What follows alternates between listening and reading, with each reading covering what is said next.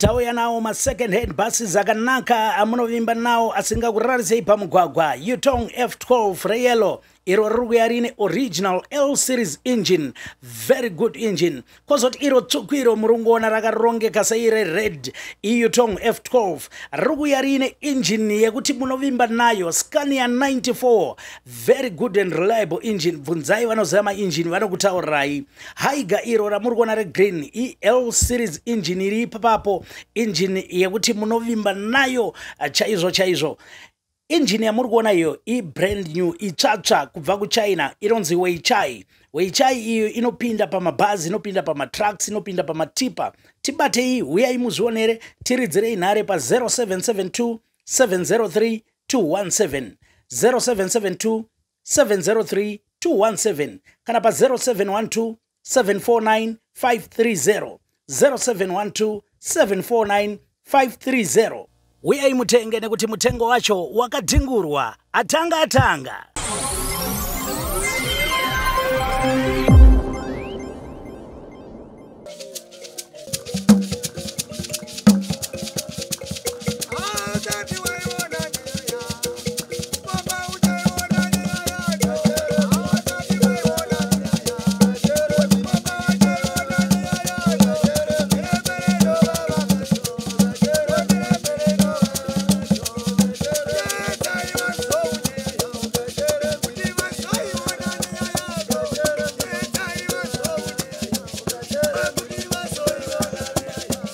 Tinokukwazisai muri yeZimbabwe kusangana kwatiri kuita nhasi rarimwe zuva. Zuro paya makati aiwa Tekla ngauye azotitaura nyaya yake. Tekla vamwe vakamuti pfambi, vamwe vakati ndiyo nyoka yacho yekwaMusami. Zvakawanda zvakataurika. Iye ndofunga akazviverengerawo hake makomenzi iwayo akaonawo zvakare zvekutaurwa nevanhu. Sekutaura kwamakaita Tekla tinaye pano, toda kuti tinzwe kuti ari kuti kudini nenhau iyoyi. Rangu zita ndinonzi Andrew Neshamba. Senguva dzese kamuri yeZimbabwe tinokurudzirai kusubscribe kuDrumas Media. Drumas Media, taking you to another level. Titambire handrats. Mutambire kumkoma. Aiwa, tiri nani chose. Nandisi bright zvachose. Amusi right. Andisi. All right. Say musi right. Zvakangoma zvakaitirwa nemunhu ende kurwadza kwazvo asiri ye munhu wacho wandakatodanana naye. Bozi iye wacho akataura. Alright handrats. Mira ndikusiye uri wega uchasorwa nemhepo uchitaura. Chinhu chiri kunyanyondirwadza ndechekuti hongu munhu ndakadanana naye.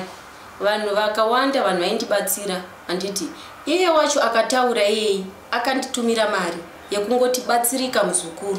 Akatopiwa namba namukoma Neshamba anditi tataura aingori mukoma sisi haana chaakataura handidi kumunyepera. Ndobva anditi pane shamwari yangu iri kuda namba dzako ndikuperi. Ndobva ndapiwa namba dzaiye andati hadisita rake kuti ribude. Ndobva ndapiwa namba dzaye ndobva ndatanga kutaura naye.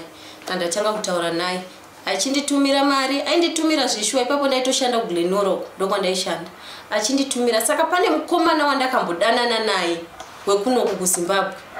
Iye futi akanditi akapiwa namba kunoku akanditanga kunditumira $50 eko cash. Ndobva atanondida ndakatodanana naye bosi anga atanondida. Saka pane mapiki agara vanhu kana muchidanana ndiyewo muno muZimbabwe wandikadana naye munotorwa mapiki. Tatorwa mapiki nemukomana waye. Pane shamwari yanga isitori shamwari ndaingozivana naye musikana iyi. Ndaisa foni kuchaje kumba kwavo. Ndobva atora foni ndobva atora namba dzane anga achiva life yandiri kurarama handidi kunyepa. Ndobva asendera mameseji wandaidanana nayo handiti. Ndobva ndasiyana nazvo. Iye akangoramwawo ndakabva ndamusiya handidi kunyepa. Kasi pane pandoda kunzwisisa ipapo. Muri kuti mimi pane mukomana wamwe muZimbabwe amaidana naye wandakambodanana naye. Yes. Then uyu manje ndiye akatanga atumira mari vachingoti mubatsirikane. Iye wacho akazondi achinditi batsirikana anambonditi anondida ndaitomuti mukoma. Uyu wazo iyo shamwari yacho sei azorwadziwa kuuya panapa achitaura zvanga achitaura izvozvo. Iye wacho murume wacho anoziva chero zamurangwini muvhu haatozivi paingongotora pafoni. Pafoni ende patakangosiyana ndina kuzombotaura naye ndinganyepa ivava vanhamba dzavo ndaitonadzo ndakazoti pandakabirwa foni ndopandakabva dzangodisapia. Ini mhuri yeZimbabwe handisi hure kana kuri kuti angada kutraya kuti baba vakandirora vandisiye amheno naMwari wake. Iye ndiye anotokanganisa aiti semunhu mukuru. Alright, paakanzwa nyaya yake akadi kundibvunza zvainditi hanzvadzi kuti ko chii chandiri kunzwa handiti momboziva ndiri kushiya kuziva kuti ndodii ndine shungu handimbodi kukunyeperai mukoma nezvaakaita. Otumira mapiki kana munhu kadana nemunhu akatiti tumira pika wamutumira wagara munhu unongomudza I love you patone 2 years mukoma pandakazotanga kulojerwa ndichigara nababa 2 years handichazivi kutaura naye. Nyaya usina kutitaura isusu ndeku wakati wakaita accident. Ndakaita accident ndinganyeba kuti ndakaita accident mapapers angu ndinawo. Vari kuti vane humbowo wokuti iwo haisa accident wakarohwa nemukomana waidanana naye. Mukomana wandadana naye upi? Munhu wandakadanana naye handitauri nezita rakaiswa piki iroro kudhara na iyeye wacho shamwari yacho yandati kuti zita ribude vari 2 ndichizosa pandakatotanga kutaura nababa vazondiroora ndaitotaura naye ndakachuza zvinondiitira nezvisingandiitiri. Wagara munhu unochuza saka hapana munhu anombontaura nonsense because ndakachuza ndakuchengetwa nababa avo vakunditi ndashata. Ndoita munhu wekungotenderera pamasocial media shuwa nezera rangu inini mwana vambva komboreri baba ndavaite zvemhuri yavo vakandibhowa zvekuti get away wemunhu anondishoresa kudaro ndasingadi kudzoka kuno mukoma neshamba neshungu ndandisingadi mapandazoona vhidhiyo kuma10 ndamerera kukumbira madhava kuti vandiperekedze ndamerera ndikati ayewo hazvina basa ndakaitanichwa image yangu kudhara iye kana pane zvaanongokwanisa kundiita ndaiti. Nekuti kana pane zvanokwanisa kuita iye wacho murume akadi kutaura anoziva chero kuti kana chii changona chazwa pafoni apa oona kuti ndawanikwawo hongu zvakaitika pamasure pamazuva apfuura apa ndiri kuchengetwa ndiri kudii oda kuparadza saka moti baba vachandida futi vanondide here nezvaakaita kudai so iye oti akandibvunza saka alright zvawatumirwa baba vaite musha vanonditaura kuti zvemadhuku ndezvechihure vanondiziva ini zvese zvavaitaura kuti mwana vakamuona ndinovanza chii mwana wangu mukati melife yangu chero dai zvainzi ndakamitiswa ndaitadza kutaura kuti ndine mwana vaingondida kandakataura baba avo zvavakandida ndichiitwa zina basa nenyoka vakadii kuningirima vakadii kundiramba vakadii umwe upenyu hazvimbodi kudaro mukati mekurarama ndabatikana mhuri yeZimbabwe achasvotwa achadii hamheno baba avo zvavakaita zvinambondifadza muridzi wenyaya wacho ari kutopopota kusavaida kunyanyi kufadza ini chii alright vaida kundibetsera sekubetsera kwavaita pakutanga handi vaingokumbira nhamba dzangu votaura nini alright imba yacho yoparara kandozvamanga muchida ndonyatsotanga kunyatsotambura ndozvavaida. Vamwezve vari kutiti wewe Tekla wakatora murume ane mukadzi wakatorera mukadzi murume wake. Ipapo hangu handingarambi kuti hongu ndakatora semunhu ane mhuri handiti kasi ndakazotaurirana namai guru vacho tikanzwisisana. Waizviziva here kuti ane mukadzi? Ndaingozwa kuti vane mhuri baba ndaiziva kuti vane mhuri. Munoreveka kuti vane mhuri kuti vane vana here kana kuti vane vana mukadzi amabvunza kuti ipapapo hangu handingazoti varume vagara varume vanopotsawo isu tinopotsa zvakangowanikwa zvakangodaro. Kasi handida hangu kunyeba havana mbobvira vandituka mukadzi wacho ndakangomutsanangura mukadzi akangoti chinhu chakangondirwadza handinambofunga kuti ndimi ndakatofunga utochi umwe munhu bosi taiona programu yanyichi tese nababa. Nekuti isu tiri kuudzwa kunzi naiye Sawira ushu hamuri kuti hamuna kufara nezvaakaita iguwa aitaura kuti hanzi imimi pane pambo makatombofona mumwe achitaura kuti aiwa isusu patimu redu hapana anofanira kutoroorwa timu redu uyu munhu uyu kauya handina chandokwanisa kumuita achakeswa naMwari nemabhangwa achakeswa imbwa yemunhu handina kana basa nazvo chero akabhoekana neni ndakadanana naye akandibatsira handidi kunyepa mukoma kana madhezi andaitoya ndichikuonai muchiti Muzaya pane mari yako yatumirwa yautore ndo madhezi acho ainditumira kuti Muzaya tenga mazai usimbewo ndichitoti ndimukoma chaazonyanyirwadziwa nini kudaro chii chanyanyi madhuke echi ndoenda kuchechi ndakazotomira kuenda kuchechi bhozi murume wangu zvemapusowa azvidi ndaitofamba kuti ndisimbe kudai kuchechi onditaurira kuti kwayanzi zvonanzi zvani zvemuri yakapedzera nokupa destroyer zera rangu nokodai ndafunga mweya usipo nemataurirwa zviri kuitwa mukoma nematauriro zviri kuitwa akandipa mwana chikanari akandipa mwana ndauya mutorezvo chii chandinovanza kuti ndine mwana kweye paakateerera mashoko acho kune musikana wacho iyeye ozoda kuzvitaurira pano akadi kundu iye ndakatotaura naye audio yakaisa indi akandivhunza iyi naye Muzaya saka una kuvata naye ndikati ndakana naye ka1 ainditi hanzvadzi ndichitaura naye iye wacho wandaida naye akadi kutaura kuti ndo zvandakaita achindikanganisa image yangu kudaro ndasiya nini. Tichienda kune vakakuroora muzukuru mudzimai wavo takange tinaye muchirongo zvakare achitaura iye kuti inini handivenge Tekla nekuti Tekla haisi mhosva yake akatoaproachwa nemurume wangu asi chandakutyira upenyu hwake Tekla nekuti murume wangu izvozvizvi atone vakadzi vanenge 4 vaakauya achiroora achingodhamba kudaro. Wakamboinzwa here nhau yakadaro? Mukoma unenge usingazivi. Ini ndichivaona kumurume wangu ameno vanhu vanogona kundishora ipapo bhosi pamakomenti ndakaona vanhu vachitaura zvakawanda ndandisati ndaona problem kusaidi kwangu ndakazotongonzwawo meguru achitaura kuti iva havana dambudziko neni kana kuti vakandituka ndingavanyepere pamberi paMwari vaingotaurawo neni zvakanaka sekutaura kwandinongoita chero nanhasi chero pandanzwa nyaya iyi ndo munhu wandatanga kubata ndobva anditi ameni mirai nditarise ndidi ndione ndobva vatoti andazoiona chichi vachiti kuvaona chii iyo yakuswera nezuro kaye uyu murume uyu. Alright. Saka iwe nameguru muri kunzwana naye. Zvese bo.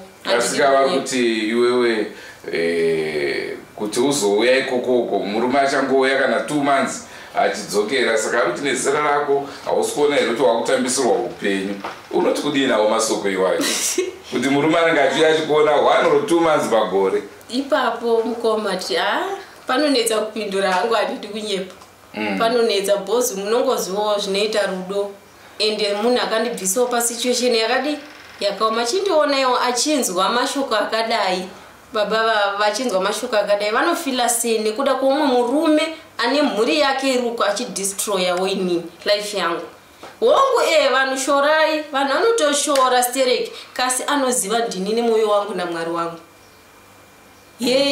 madhuku chichi chaanonitaurira kuti madhuku chechi handichatomboendi kumapostori kwese kwauri kutofunga ikoko ina handichatomboendi ikweni iye chaakanyanyurwadziwa nini chii nekuti anzwa kuti aona munhu amurora inini ndiri pano ndiri mwana mukoma neshamba handiti kutofamba kwesikadai chiita chero kudii ndinotodiwa nevanhu kasi ndoziva kuti ndikaramba ndichiita zvinhu zvisina basa handinhongi zvinhu kairi katatu ndosikana munhu ndakashinga dai ndisina kuroorwa here ndisina kumirira chero mukada chero dai maito ndakaudza renrod wangu maida kuya kuita interview nemarenrod rangu kumboko vaikuudzai kuti mwana uyo anenge achigara panapo maiuya kuita interview navo vaisamboramba ndozonzi noumwe munhuwo zvake alright ndarambwa iwe chiona kuti alright zvino ndarisiwa wochidii iwo nemhuri yako ndarambwa ndochidii handina chero ndosekana ndatoya face to face handiti zvemaboyfriend handiti zvechihure zvipi zvaanondiudza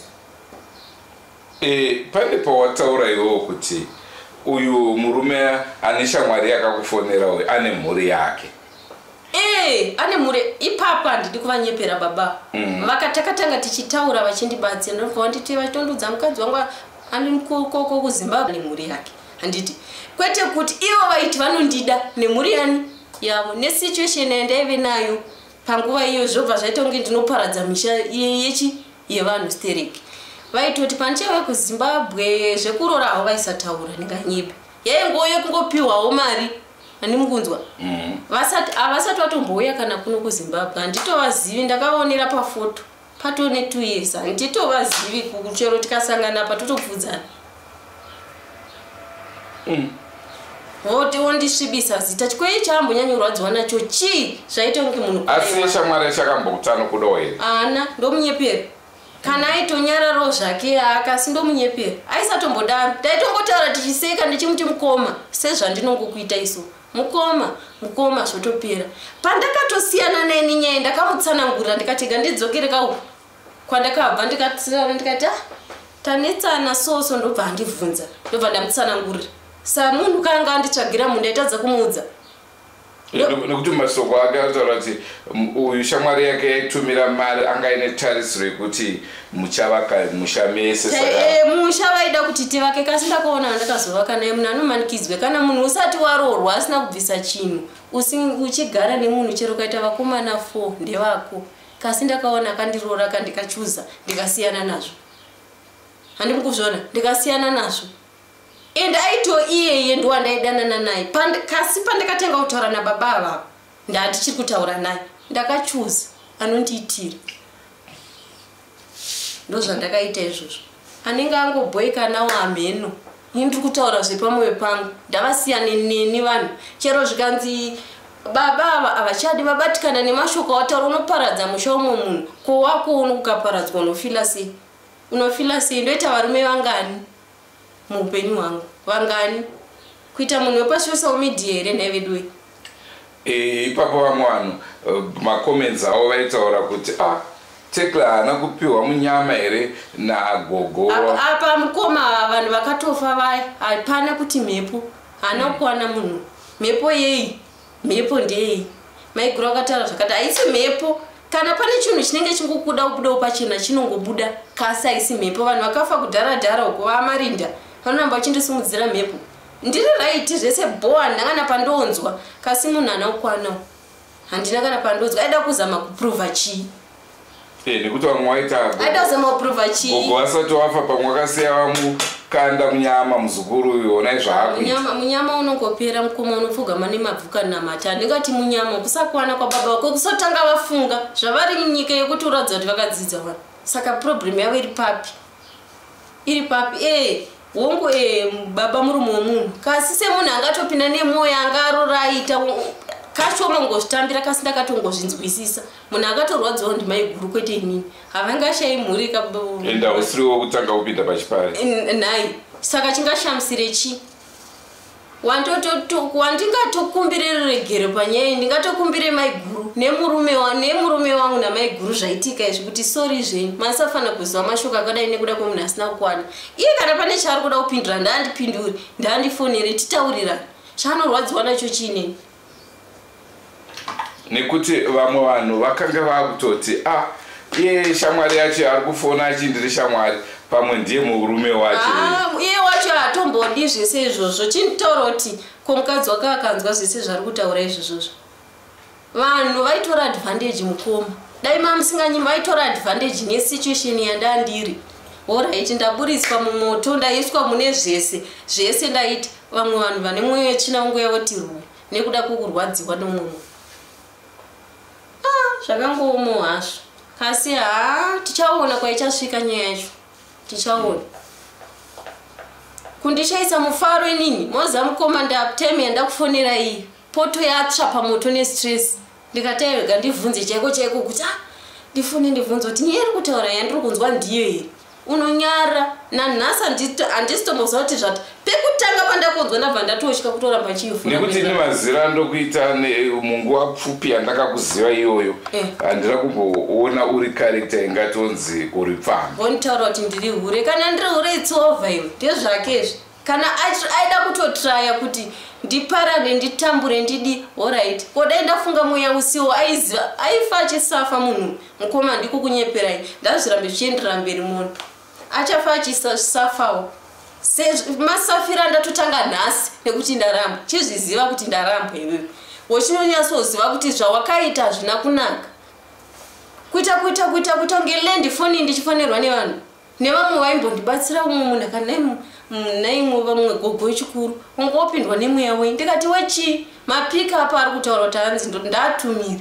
aiswe ndapa wari kutaura iye muridzi wacho andakada naye akadii kutaura ye wakambotizira ini muupenyu hwangu zvizive izvozvo pandakatanga kugara ndaive mwana mudiki ndakarorwa nanobet wekufa uyo ndiri mwana mudiki ndine 15 years zvizive izvozvo kuti uda kutaura vanhu kunyepa kana panoda kuvhunza kutoda kundinyepera kundikanganwa anziwo kunoshedzwa kunzi mai yani ameno zita ranga achitaura kuti mudzimai ndinonzi Tekla kana kundanda mazuva ano ndakutodedzwa nesenemu yemurume wangu maichida ndosenemu yandakusendwa yandakudedzwa nayo chero kwesoko munoziva kuti mukoma unoshaitadza kufamba nyaya yangu yakambotaurwa mukombi iye 3 days ago ndakatsikitsira kudai ichitaurwa mukombi animunzwa vamwe vachidhisaini vamwe vachidhisani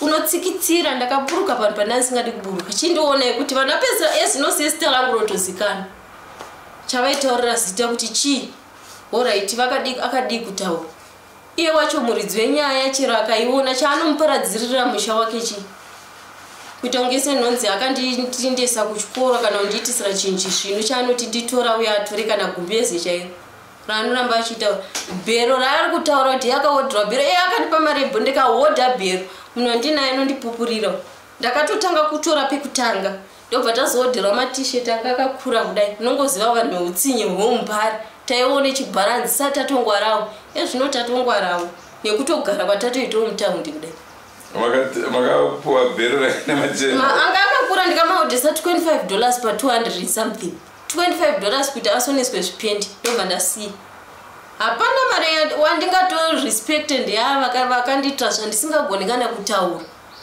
ava baba kwete imbwa idzi dziri kutaura idzi chaari kuramba ipapa patanga achifona ari kufonera chii chaada kumbonyatsopruvha chii chaada kupruvha kutadza kufokasa nemhuri yake ende mhuri yake haisi munhu iye mhuri yake itori kwa handitozivi nezita rake handitozivi wandotorangarira ndeuyu handi muri kutaura kuti atofona chipopota achiti akazvitrei kusakwana kuda kungoshoresa hanzi ndiri muparadzi iwe ndiwe muparadzi 1 imwe wechitu muparadzi wechitu kana pane zvauchaita ita kuda kuchikidzira vanhu zvenhema chii chinoshamisira pauri ini nditoriwo pamwe nelevhu rakatodarika iwewo mwari vachandiwedzera nchiri mudiki iye akura ini nchiri mudiki 25 years ndiri mwana mudiki ko dzimwe 5 years dzotera masuro kuti ndaita sei chero akada kuti zviparare unongozviendera kuchikoro chiko chandichazi ndatoziva ndatokura rimwe regore ndichatomubatsiro semabatsiro andakamuita chero achindishora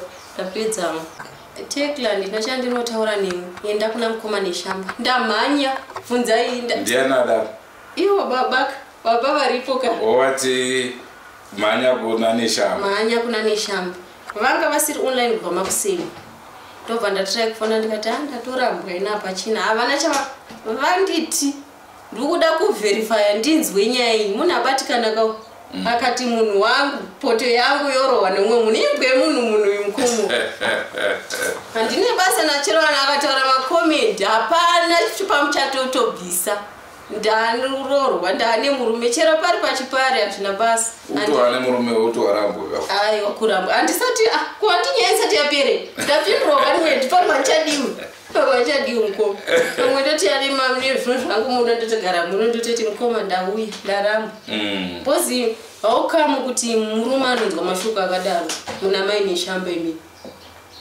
munofila sei tozoti zvinorwadza zvinorwadza ndiyo nhau yatakati nayo mazvinzwa ka hanzi na Tekla munhu wese ane life yake iwewe tomboti mimi mama vakatarisa pano vari kundoona makambodana varume vangani musati masetla kwemi baba makadana vasikana vangani musati masetla zvinoita here tidzokere kumashure uko tonotora mapicture uyu wamakabhodana naye tobva taunza mumarriage yenyu kuti onai zvamaita izvi zvinozobuda here ndofunga ndo mashoko andanzwa kuna Tekla ndizvo kokunyepe ndangazowana wangu ndakasiya mukoma zera rangu rino ndiri mwana mudiki ndinotodiwa kasi ndakaona kuti ndatodiwa nemunhu uyu nezvandiri kuti mutoona kutotsukira kudai ndiwo baba ivavo handikuzvona chero mukataura chero mukadii kuchinja machinji aiwa ivo chero havo takata vana maiguru vagara maiguda mainini arira kuzita ndinonzi Andrew Neshamba. Senguva dzese muri Zimbabwe tinokurudzira kusubscribe kuDrumas Media. Drumas Media taking you to another level. Manzwa zvataurwa tonga itinzwe. Manzwa divi ramama makarinzwa, divi rababa makarinzwa, mukati Tekla Ngawe muchirongwa auya mazvinzwa. Hatisina kuunza muchirongwa, ari kutyawo zvakare kuzozikanwa identity yake. Ndiye wacho neshamwari yakarwadziwa chiregedza kubata kushaya ende baba dai kuri kunzira ivaona ka ainyina ameno ngari ngetsakanei mune zvimwe zvirongwa. Goodbye my friends, goodbye my friends, wakamboonana tichazoonana nerimwe zuva hama dzangu. Goodbye my friends, goodbye my friends, wakamboonana tichazoonana nerimwe zuva hama dzangu. Ini ndokuenda kubasa kwangu, iwe makiwe mkaranga,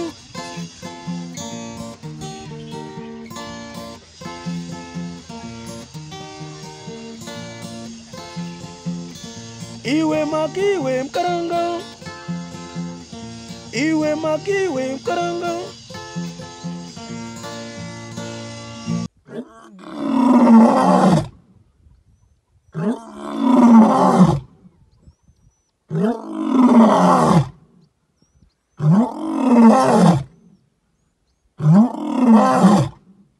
Oh,